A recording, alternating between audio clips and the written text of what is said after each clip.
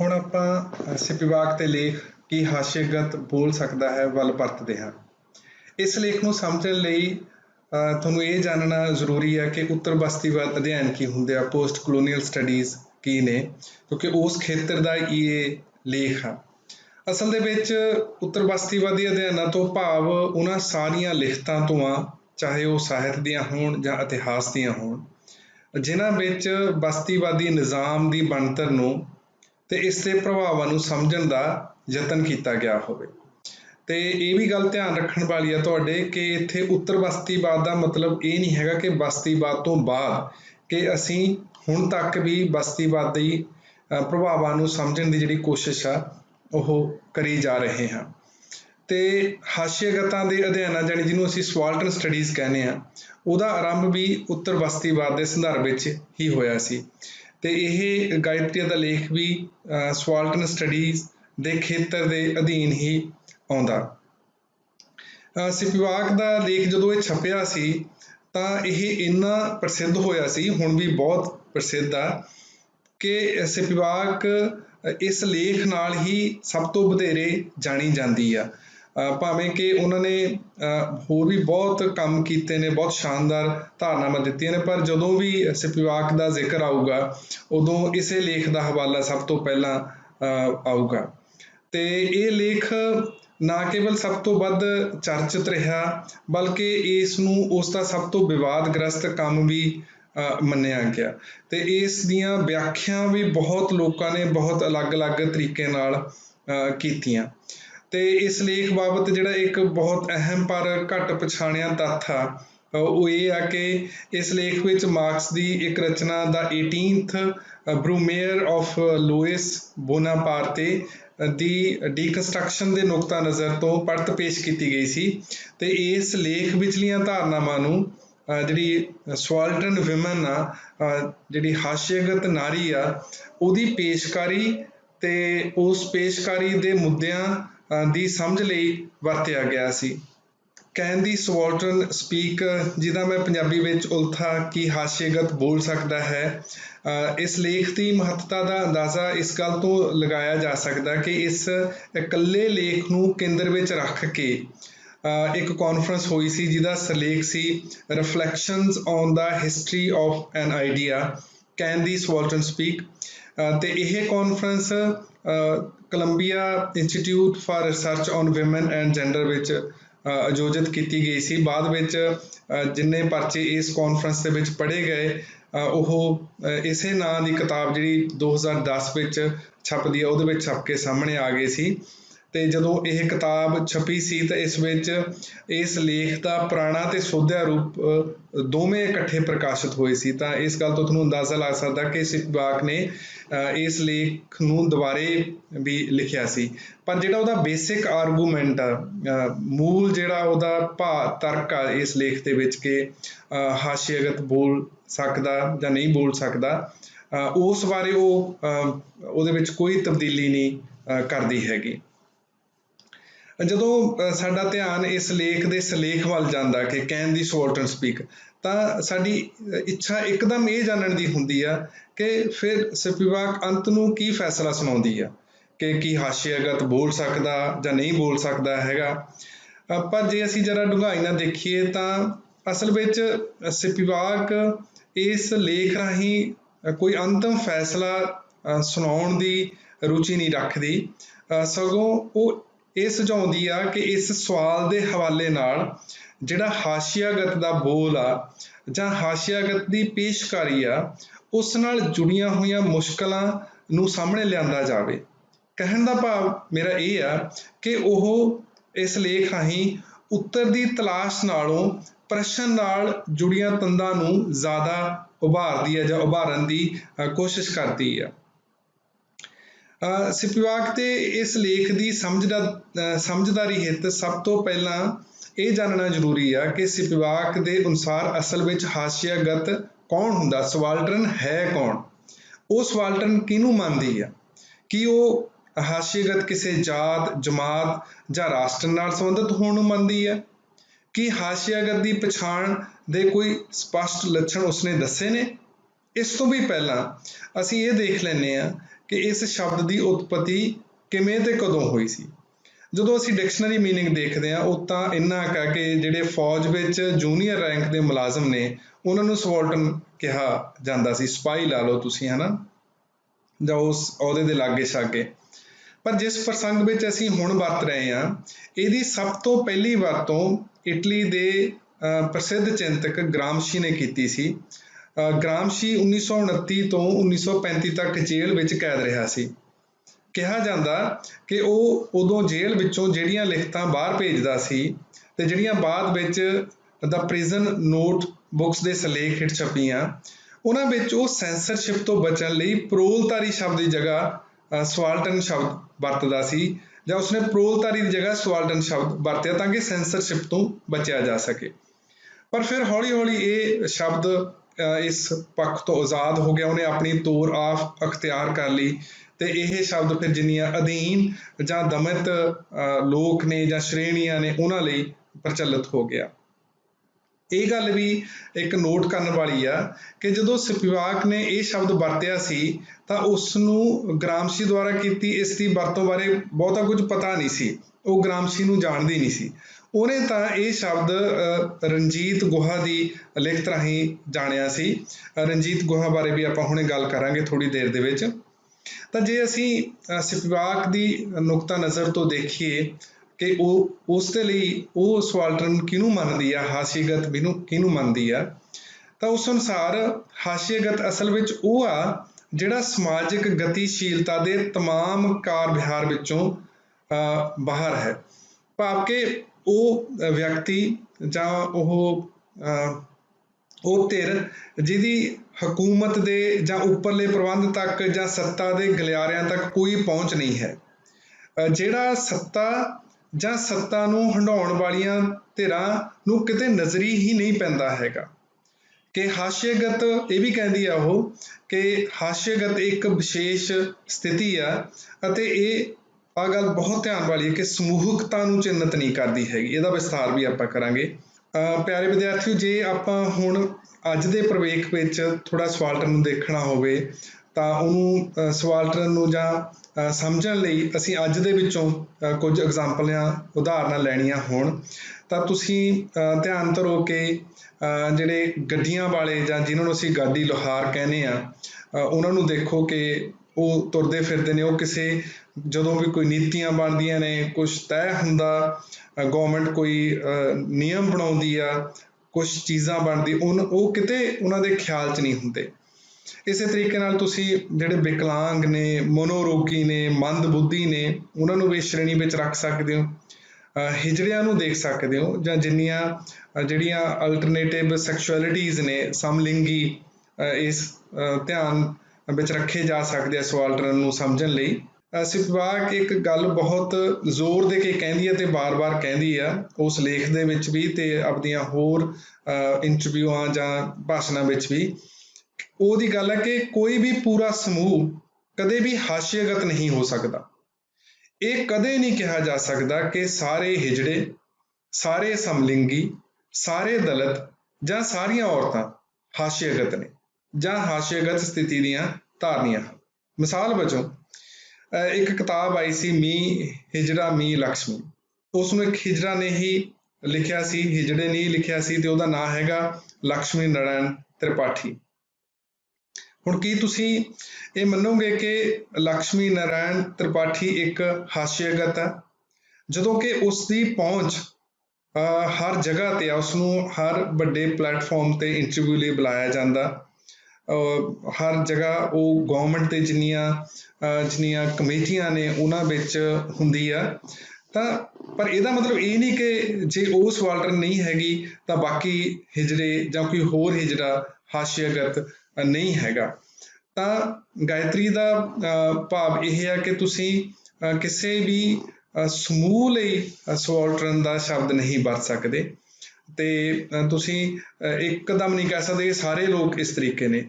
ਗਾਇਤਰੀ ਦਾ ਆਪਦਾ ਕਥਨ ਆ ਕਿ not anyone can claim subaltern status, the subaltern do not simply the oppressed।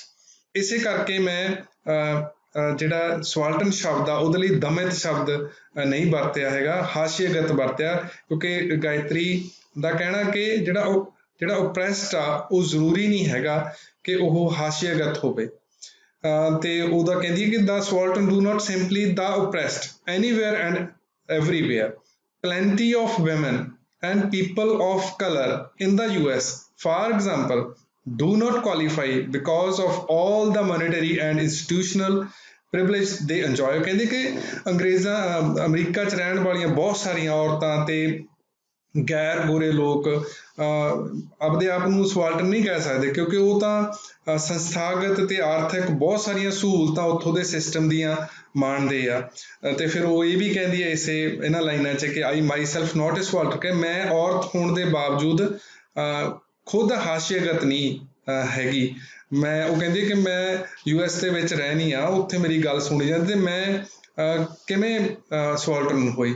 ਇਸੇ ਤਰੀਕੇ ਨਾਲ ਕਹਿੰਦੀ ਕਿ ਜੇ ਮੈਂ ਨਹੀਂ ਹੈਗੀ ਤਾਂ ਕੋਈ ਵੀ US ਅਕੈਡਮਿਕ ਆ ਉਹ ਸਵਾਲਟਨ ਨਹੀਂ ਹੈਗਾ। The subaltern is by definition out of the circuits of institutional recognition and validation. ਕਿ ਜਿਹੜਾ ਸੱਤਾ ਦੇ ਬਿਲਕੁਲ ਪ੍ਰਬੰਧ ਤੋਂ ਬਿਲਕੁਲ ਬਾਹਰ ਆ, ਉਹਨੂੰ ਕਿਸੇ ਵੀ ਤਰ੍ਹਾਂ ਮਾਣ ਨਹੀਂ ਪਾਉਂਦਾ, ਸੱਤਾ ਤੱਕ ਉਹਦੀ ਕੋਈ ਪਹੁੰਚ ਨਹੀਂ, ਸੱਤਾ ਦੀਆਂ ਨਜ਼ਰਾਂ ਦੇ ਵਿੱਚ ਨਹੀਂ ਹੈਗਾ, ਉਹ ਪ੍ਰਬੰਧ ਦੀਆਂ ਨਜ਼ਰਾਂ ਦੇ ਵਿੱਚ ਨਹੀਂ ਹੈਗਾ। ਫਿਰ ਅੱਗੇ ਕਹਿੰਦੀ ਕਿ this means that if you know someone by name, she is probably not a subaltern since she has already entered your consciousness through the media. ਤੇ ਇੱਥੋਂ ਤੱਕ ਕਹਿੰਦੀ ਕਿ ਜੇ ਤੁਸੀਂ ਕਿਸੇ ਨੂੰ ਨਾਂ ਨਾਲ ਜਾਣਦੇ ਹੋ, ਉਹ ਵੀ ਸਵਾਲਟਰਨ ਨਹੀਂ ਹੈ, ਕਿਉਂਕਿ ਉਹ ਵੀ ਤੁਹਾਡੀ ਚੇਤਨਾ ਦੇ ਵਿੱਚ ਆਪਣੀ ਥਾਂ ਬਣਾ ਗਿਆ, ਤੇ ਜਿਸਨੇ ਵੀ ਮੁੱਖ ਧਾਰਾ ਦੀ ਚੇਤਨਾ 'ਚ ਥਾਂ ਬਣਾ ਲਈ ਉਹ ਸਵਾਲਟਰਨ ਨਹੀਂ ਰਹਿੰਦਾ ਹੈਗਾ। ਇਸ ਤਰੀਕੇ ਨਾਲ ਗਾਇਤਰੀ ਸਵਾਲਟਰਨ ਨੂੰ ਪਰਿਭਾਸ਼ਿਤ ਕਰਦੀ ਆ। ਤੇ ਜਿਵੇਂ ਆਪਾਂ ਪਹਿਲਾਂ ਗੱਲ ਕੀਤੀ ਕਿ ਸਿਪਵਾਕ ਹਾਸ਼ੀਆਗਤ ਨੂੰ ਕਿਸੇ ਇੱਕ ਇਕਹਿਰੇ ਸੰਗਠਿਤ ਰੂਪ ਨਾਲ ਜੋੜਨ ਤੋਂ ਇਨਕਾਰੀ ਹੈ। ਉਸ ਅਨੁਸਾਰ ਕਿਸੇ ਖਾਸ ਜਮਾਤ ਜਾਂ ਰਾਸ਼ਟਰ ਨਾਲ ਸੰਬੰਧਿਤ ਹੋਣ ਕਾਰਨ ਕੋਈ ਵੀ ਹਾਸ਼ੀਆਗਤ ਨਹੀਂ ਹੋ ਜਾਂਦਾ।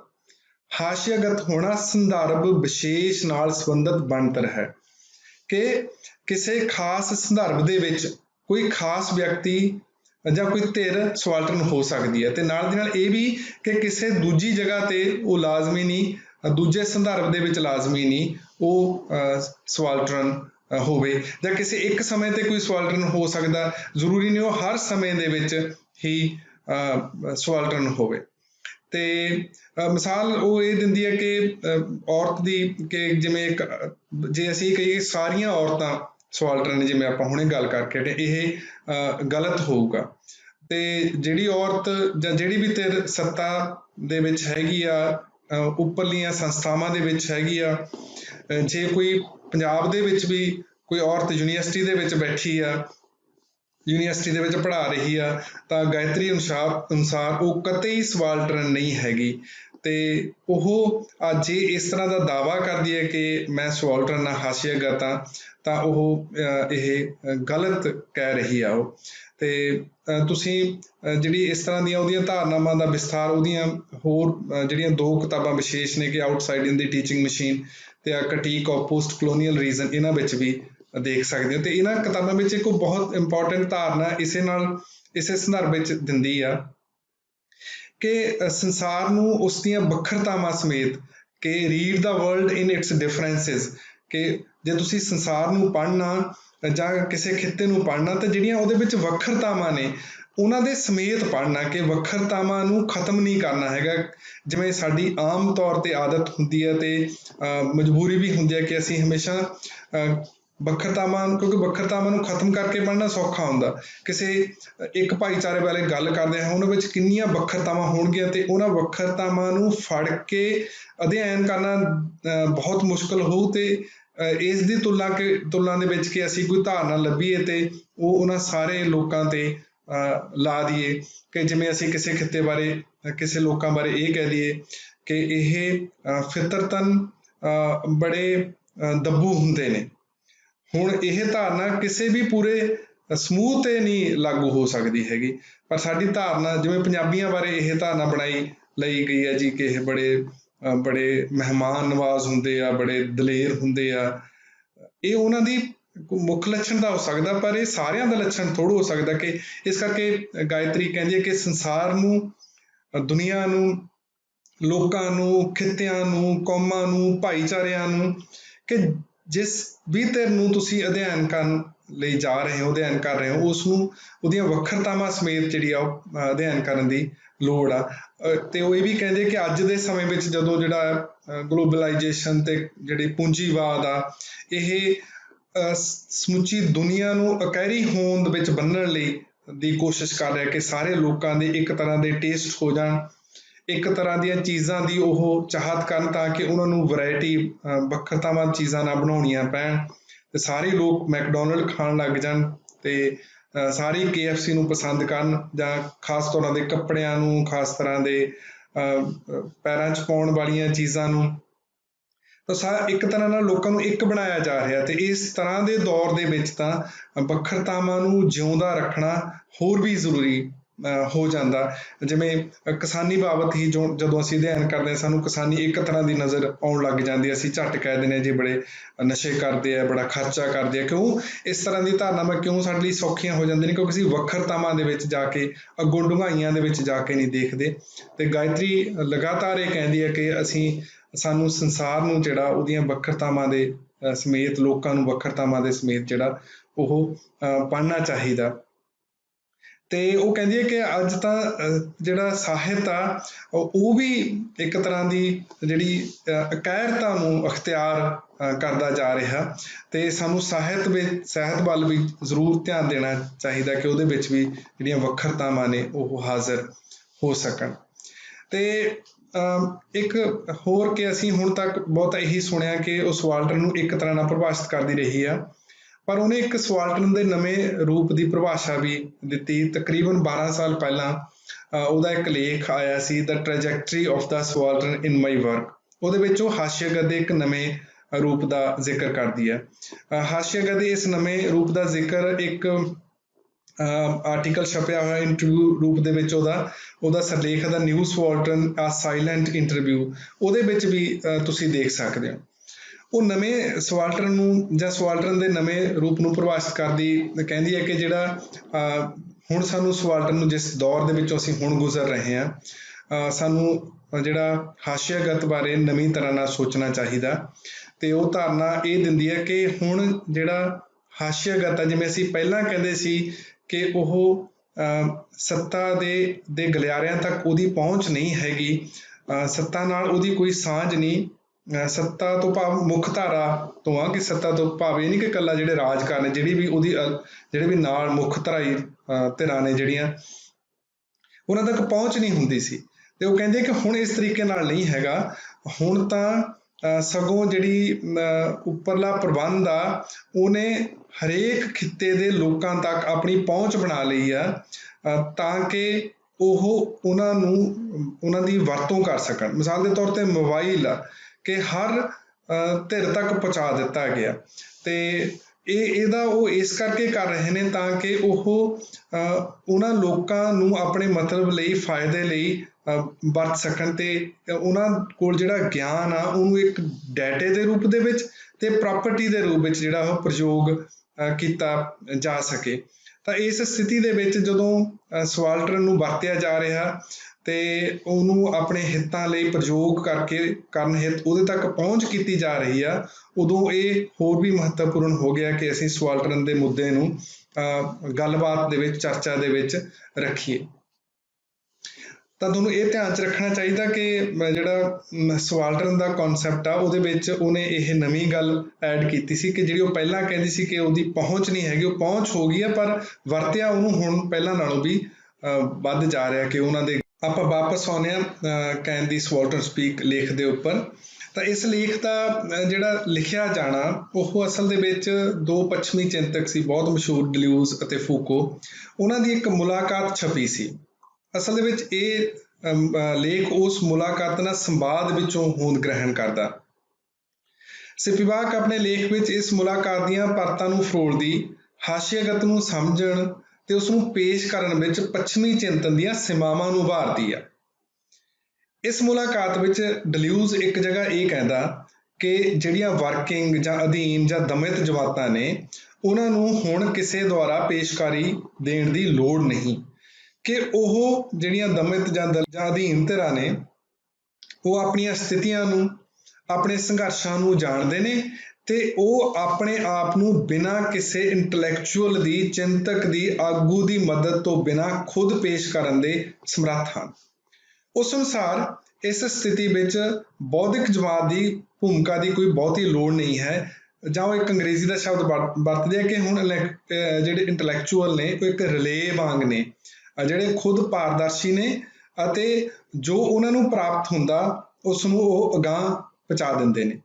ਸਿਪੀਵਾਕ ਇਸੇ ਤੇ ਇਤਰਾਜ਼ ਕਰਦੀ ਆਖਦੀ ਹੈ ਕਿ ਜਿਹੜੀ ਵੀ ਉਹ ਪਾਰਦਰਸ਼ੀ ਨੇ, ਉਹ ਕਹਿੰਦੀ ਹੈ ਕਿ ਜਿਹੜੀ ਮਧਿਅਸਥਤਾ, ਕਿ ਤੁਸੀਂ ਕੋਈ ਚੀਜ਼ ਤੁਹਾਡੇ ਰਾਹੀਂ ਜਾਣੀ ਆ, ਤੁਹਾਡੇ ਰਾਹੀਂ ਜਾਣਾ ਕਦੇ ਵੀ ਨਿਰਛਲ ਤੇ ਉਦੇਸ਼ਹੀਣ ਨਹੀਂ ਹੁੰਦਾ। ਜੇ ਕੋਈ ਚੀਜ਼ ਕਿਸੇ ਦੇ ਰਾਹੀਂ ਗੁਜ਼ਰ ਕੇ ਜਾਂਦੀ ਹੈ ਤੇ ਜਿਸ ਰਾਹੀਂ ਗੁਜ਼ਰਦੀ ਆ ਉਹਦੇ ਹਿੱਤ, ਉਹਦੀਆਂ ਵਿਚਾਰਧਾਰਾਵਾਂ, ਉਹਦੀਆਂ ਗੱਲਾਂ ਉਹਦੇ ਵਿੱਚ ਸ਼ਾਮਲ ਹੋ ਜਾਂਦੀਆਂ ਨੇ। ਤੇ ਇਹਦੇ ਸਮਾਨਾਂਤਰ ਕਿ ਜਦੋਂ ਕਿਹਾ ਜਾਂਦਾ ਕਿ ਹੁਣ ਆਪਦੇ ਆਪ ਨੂੰ ਪੇਸ਼ ਕਰ ਸਕਦੇ ਆ, ਕਿਹਾ ਗਿਆ ਕਿ ਪੇਸ਼ ਕਰ ਸਕਦੇ ਆ ਤੇ ਲੋੜ ਨਹੀਂ ਹੈਗੀ ਕਿਸੇ ਦੀ, ਇੱਕ ਹੋਰ ਜਿਹੜੀ ਧਾਰਨਾ ਇਹਦੇ ਬਿਲਕੁਲ ਵੱਖਰੀ ਤਰ੍ਹਾਂ ਦੀ ਇਹ ਤੋਂ, ਉਹ ਇਹ ਸੀ, ਉਹ ਮਾਰਕਸ ਦੀ ਧਾਰਨਾ ਕਹਿੰਦੀ ਹੈ ਗਾਇਤਰੀ ਉਸ ਨੂੰ, ਉਹ ਇਹ ਸੀ ਕਿ ਮਾਰਕਸ ਨੇ ਇੱਕ ਕਿਹਾ ਸੀ ਕਿ ਛੋਟੀ ਮਾਲਕੀ ਵਾਲੇ ਕਿਸਾਨ ਆਪਣੇ ਆਪ ਨੂੰ ਪੇਸ਼ ਨਹੀਂ ਕਰ ਸਕਦੇ, ਉਹਨਾਂ ਨੂੰ ਜ਼ਰੂਰ ਹੀ ਦੂਜੇ ਦੁਆਰਾ ਪੇਸ਼ ਕੀਤਾ ਜਾਣਾ ਚਾਹੀਦਾ। ਮੈਂ ਜਿਸ ਲੇਖ ਦੀ ਸ਼ੁਰੂ 'ਚ ਗੱਲ ਕੀਤੀ ਸੀ, ਜੇ ਮੈਗਿਊ, ਉਹ ਇਸ ਲੇਖ ਦੇ ਵਿੱਚ ਵਿਆਖਿਆ ਕਰਦਾ ਇਸ ਧਾਰਨਾ ਦੀ।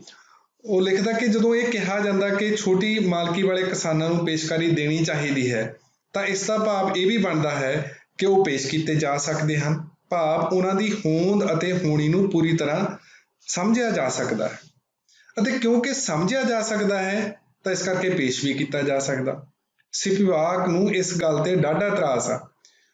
ਉਸ ਅਨੁਸਾਰ ਜਦੋਂ ਮਾਰਕਸਵਾਦੀ ਹਾਸ਼ੀਆਗਤ ਨੂੰ ਪੇਸ਼ ਕਰਨ ਦਾ ਦਾਅਵਾ ਕਰਦੇ ਹਨ, ਖਾਸ ਕਰ ਉਸ ਪ੍ਰਵਚਨ ਵਿੱਚ ਜਿਸ ਵਿੱਚ ਉਹਨਾਂ ਦੇ ਉਚਾਰ ਲਈ ਕੋਈ ਥਾਂ ਹੀ ਨਹੀਂ ਹੈ, ਤਾਂ ਅਸਲ ਵਿੱਚ ਉਹ ਉਸਨੂੰ ਖਾਮੋਸ਼ ਹੀ ਕਰ ਰਹੇ ਹੁੰਦੇ ਨੇ, ਕਿ ਪੇਸ਼ ਕਰਨਾ ਵੀ ਅਸਲ ਦੇ ਵਿੱਚ ਉਹਨਾਂ ਨੂੰ ਖਾਮੋਸ਼ ਕਰਨਾ ਹੁੰਦਾ, ਕਿਉਂਕਿ ਉਹ ਉਹਨਾਂ ਨੂੰ ਉਸ ਡਿਸਕੋਰਸ ਦੇ ਵਿੱਚ, ਉਸ ਭਾਸ਼ਾ ਦੇ ਵਿੱਚ ਪੇਸ਼ ਕਰ ਰਹੇ ਹੁੰਦੇ ਨੇ ਜਿਹੜੀ ਭਾਸ਼ਾ ਉਹਨਾਂ ਲਈ ਬਣੀ ਹੋਈ ਨਹੀਂ ਹੁੰਦੀ, ਜਿਹੜਾ ਡਿਸਕੋਰਸ ਉਹਨਾਂ ਲਈ ਬਣਿਆ ਹੀ ਨਹੀਂ ਹੁੰਦਾ। ਤਾਂ ਗਾਇਤਰੀ ਬਹੁਤ ਸੂਖਮ ਧਾਰਨਾ ਦਿੰਦੀ ਹੈ ਕਿ ਪੇਸ਼ਕਾਰੀ ਖਾਮੋਸ਼ ਕਰਨ ਦੀ ਪ੍ਰਕਿਰਿਆ ਵੀ ਨਾਲ ਹੀ ਹੁੰਦੀ ਹੈ। ਉਹ ਦਿਖਾਉਂਦੀ ਤਾਂ ਪੇਸ਼ਕਾਰੀ ਇਹ ਆ ਕਿ ਤੁਸੀਂ ਕਿਸੇ ਨੂੰ ਪੇਸ਼ ਕਰ ਰਹੇ ਹੋ, ਪਰ ਅਸਲ ਦੇ ਵਿੱਚ ਉਸ ਨੂੰ ਖਾਮੋਸ਼ ਕੀਤਾ ਜਾ ਰਿਹਾ ਹੁੰਦਾ। ਆਪਾਂ ਇਸ ਨੂੰ ਤੁਹਾਡੀ ਸਮਝ ਦੇ ਵਿੱਚ ਸੌਖਾ ਬਣਾਉਣ ਲਈ ਇੱਕ ਐਗਜ਼ਾਮਪਲ ਲੈਂਦੇ ਹਾਂ। ਉਦਾਹਰਣ ਹੈਗੀ ਫਿਲਮ ਜ਼ੋਰਾ 10 ਨੰਬਰੀਆ ਦੀ। ਜੇ ਤੁਸੀਂ ਉਸ ਫਿਲਮ ਨੂੰ ਦੇਖੋ ਤਾਂ ਉਸ ਫਿਲਮ ਦੇ ਵਿੱਚ ਇੱਕ ਪਾਤਰ ਹਿਜੜਾ, ਤੇ ਫਿਲਮ ਵਿੱਚ ਐਂ ਲੱਗਦਾ ਕਿ ਉਹਨੂੰ ਸਤਿਕਾਰ ਦਿੱਤਾ ਗਿਆ, ਬਹੁਤ ਸਤਿਕਾਰ ਦਿੱਤਾ ਗਿਆ। ਫਿਲਮ ਦਾ ਨਾਇਕ ਉਸਨੂੰ ਮਾਸੀ ਕਹਿੰਦਾ, ਤੇ ਇਹੀ ਹਿਜੜਾ ਹੁੰਦਾ ਜਿਹਨੇ ਫਿਲਮ ਦੇ ਨਾਇਕ ਨੂੰ ਜਦੋਂ ਉਹਦੀ ਮਾਂ ਮਰ ਜਾਂਦੀ ਆ ਤੇ ਉਸਨੂੰ ਪਾਲਿਆ ਪੋਸਿਆ ਹੁੰਦਾ। ਇਸ ਪੇਸ਼ਕਾਰੀ ਨੂੰ ਲੈ ਕੇ ਸਵਾਲ ਇਹ ਬਣਦਾ ਕਿ ਕੀ ਇਹ ਫਿਲਮ ਜਦੋਂ ਪੇਸ਼ਕਾਰੀ ਦਿੰਦੀ ਆ ਤਾਂ ਕੀ ਹਿਜੜੇ ਹੋਣ ਦੀਆਂ ਸਾਰੀਆਂ ਸੰਵੇਦਨਾਵਾਂ ਨੂੰ, ਸਾਰੀਆਂ ਭਾਵਨਾਵਾਂ ਨੂੰ ਜ਼ੁਬਾਨ ਦੇ ਦਿੰਦੀ ਆ, ਜਾਂ ਇਹ ਕਿਸੇ ਉਸ ਸੰਵੇਦਨਾ ਦੇ ਇੱਕ ਪਸਾਰ ਨੂੰ ਪੇਸ਼ ਕਰਕੇ ਹੋਰ ਬਹੁਤ ਸਾਰੇ ਪਸਾਰਾਂ ਦਾ ਦਮਨ ਕਰ ਦਿੰਦੀ ਆ। ਤੇ ਸਵਾਲ ਇਹ ਵੀ ਆ ਕਿ ਕੀ ਜਦੋਂ ਆਪਾਂ ਕਹਿੰਦੇ ਕਿ ਨਾ ਕਿ ਜਿਹੜਾ ਪ੍ਰਚਲਿਤ ਡਿਸਕੋਰਸ ਆ ਉਹਦੇ ਵਿੱਚ ਜ਼ੁਬਾਨ ਨਹੀਂ ਦਿੱਤੀ ਜਾ ਸਕਦੀ, ਕਿ ਜਿਹੜਾ ਫਿਲਮ ਦਾ ਕਲਾ ਰੂਪ ਆ ਜਿਹਦੇ ਵਿੱਚ ਕਿਸੇ ਨੂੰ ਖਾਸ ਤਰ੍ਹਾਂ ਨਾਲੇ ਪੇਸ਼ਕਾਰੀ ਖਾਸ ਤਰ੍ਹਾਂ ਦੀ ਭਾਸ਼ਾ ਵਿੱਚ ਦਿੱਤੀ ਜਾ ਸਕਦੀ ਆ, ਕਿ ਉਸ ਫਿਲਮ ਦੀ ਭਾਸ਼ਾ ਦੇ ਵਿੱਚ, ਫਿਲਮ ਦੇ ਕਲਾ ਰੂਪ ਵਿੱਚ ਹਿਜੜੇ ਨੂੰ ਜਾਂ ਹਿਜੜਿਆਂ ਨੂੰ ਪੂਰੀਆਂ ਸੰਵੇਦਨਾਵਾਂ ਸਮੇਤ ਪੇਸ਼ ਕੀਤਾ ਜਾ ਸਕਦਾ? ਤਾਂ ਇਸ ਦਾ ਉੱਤਰ ਬਾਵਜੂਦ ਸਾਰੀਆਂ ਕੋਸ਼ਿਸ਼ਾਂ ਦੇ ਫਿਲਮਕਾਰ ਦੀਆਂ ਦੇ ਨਾ ਹੀ ਨਿਕਲੂਗਾ ਕਿ ਪੇਸ਼ਕਾਰੀ ਕੁਛ ਪੇਸ਼ ਕਰ ਦੂਗੀ, ਉਹ ਵੀ ਜ਼ਰੂਰੀ ਨਹੀਂ ਕਿ ਪ੍ਰਮਾਣਿਕ ਹੋਵੇ, ਤੇ ਨਾਲ ਦੀ ਨਾਲ ਬਹੁਤ ਸਾਰਾ ਜਿਹੜਾ ਉਹ ਖਾਮੋਸ਼ ਰਹਿ ਜਾਊਗਾ। ਤਾਂ ਹਰੇਕ ਪੇਸ਼ਕਾਰੀ ਹਮੇਸ਼ਾ ਹੀ ਖਾਮੋਸ਼ੀ ਦਾ ਵੀ ਇੱਕ ਜਿਹੜਾ ਪ੍ਰਵਚਨ ਹੁੰਦੀ ਹੈ, ਡਿਸਕੋਰਸ ਹੁੰਦੀ ਆ। ਇੱਕ ਹੋਰ ਉਦਾਹਰਨ ਲੈ ਲੈਂਦੇ ਹਾਂ। ਉਹ ਉਦਾਹਰਨ ਹੈਗੀ ਆ ਜਿਹਦਾ ਆਪਾਂ ਪਹਿਲਾਂ ਵੀ ਜ਼ਿਕਰ ਕੀਤਾ, ਮੀ ਹਿਜੜਾ ਮੀ ਲਕਸ਼ਮੀ ਦੀ ਲੇਖਕਾ ਲਕਸ਼ਮੀ ਨਾਰਾਇਣ ਤ੍ਰਿਪਾਠੀ ਜਿਹੜੀ ਹਿਜੜਾ, ਤੇ ਉਹ ਇੱਕ ਬਹੁਤ ਇੰਟਰਸਟਿੰਗ ਗੱਲ ਕਹਿੰਦੀ ਹੈ ਇੱਕ ਇੰਟਰਵਿਊ ਦੇ ਵਿੱਚ ਕਿ ਜਿਹੜਾ ਹਿਜੜਿਆਂ ਲਈ ਅੰਗਰੇਜ਼ੀ ਭਾਸ਼ਾ ਦੇ ਵਿੱਚ ਸ਼ਬਦ ਆ ਉਹ ਟਰਾਂਸਜੈਂਡਰ ਵਰਤਿਆ ਜਾਂਦਾ ਤੇ ਲਕਸ਼ਮੀ ਨੂੰ ਇਸ ਸ਼ਬਦ ਨਾਲ ਸਖਤ ਇਤਰਾਜ਼ ਆ। ਲਕਸ਼ਮੀ ਆਖਦੀ ਹੈ ਕਿ ਇਹ ਸ਼ਬਦ ਮੇਰੇ ਹੋਣ ਨੂੰ ਪੇਸ਼ ਕਰਨ ਲਈ ਬਿਲਕੁਲ ਹੀ ਅਧੂਰਾ ਤੇ ਮੈਨੂੰ ਇਹ ਜਦੋਂ ਟਰਾਂਸਜੈਂਡਰ ਨਾਲ ਸੰਬੋਧਿਤ ਹੋਇਆ ਜਾਂਦਾ ਤਾਂ ਮੈਨੂੰ ਉਸ ਸਾਰੇ ਇਤਿਹਾਸ ਤੋਂ ਵਿਛੁੰਨ ਦਿੱਤਾ ਜਾਂਦਾ ਜਿਹੜਾ ਹਿਜੜਾ ਸ਼ਬਦ ਦੇ ਨਾਲ ਜੁੜਿਆ ਹੋਇਆ। ਕਹਿੰਦੀ ਕਿ ਮੈਂ ਹਿਜੜਾ, ਮੈਂ ਟਰਾਂਸਜੈਂਡਰ ਨਹੀਂ। ਕਿਉਂਕਿ ਮੇਰੇ ਕੋਲ 3 ਸਦੀਆਂ ਦਾ ਉਹ ਇਤਿਹਾਸ ਆ, ਉਹ ਯਾਦਾਂ ਨੇ ਜਿਹੜੀਆਂ ਨਾਲ ਜੋੜ ਕੇ ਮੈਂ ਆਪਣੀ ਸ਼ਨਾਖਤ ਨੂੰ ਸ਼ਨਾਖਤ ਬਣਾ ਸਕਦੀ ਹਾਂ, ਸ਼ਨਾਖਤ ਬਾਰੇ ਕੁਝ ਗੱਲਾਂ ਸਾਂਭ ਸਕਦੀ ਹਾਂ ਜਾਂ ਕੁਝ ਗੱਲਾਂ ਜਾਣਦੀ ਹਾਂ।